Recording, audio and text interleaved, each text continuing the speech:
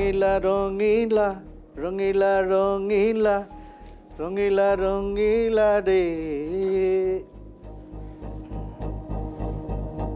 আসমা, জি sir.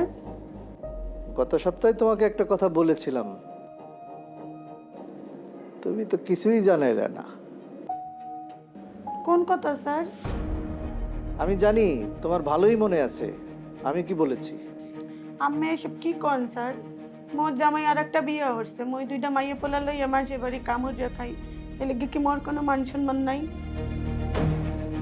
Asma, শেষবারের মতন আমি তোমাকে বলছি, তুমি যদি আমার প্রস্তাবে রাজি না হও, তুমি তো আমার বাসায় কাজ করতেই পারবে না। আর এই মহল্লায় কিভাবে কাজ করো সেটাও কিন্তু আমি দেখে নেব। আমি যত যাই কন স্যার, মুই এই সব করতে পারবো না।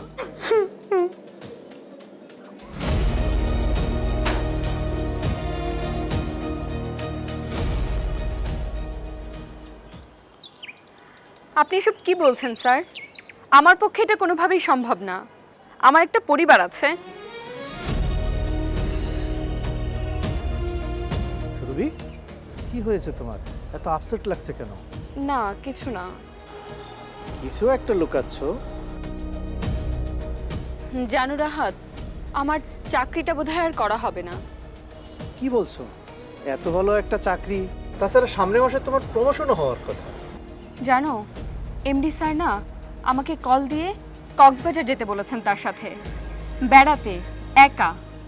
আমি সেফ জানিয়ে দিয়েছি আমার পক্ষে এটা কোনোভাবেই সম্ভব না।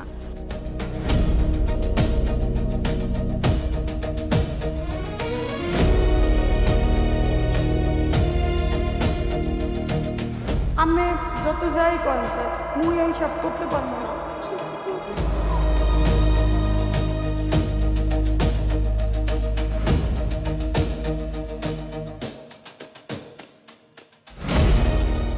নিরাপদ কর্মক্ষেত্র, নারীর অধিকার, সকলের দৃষ্টিভঙ্গি পরিবর্তন দরকার।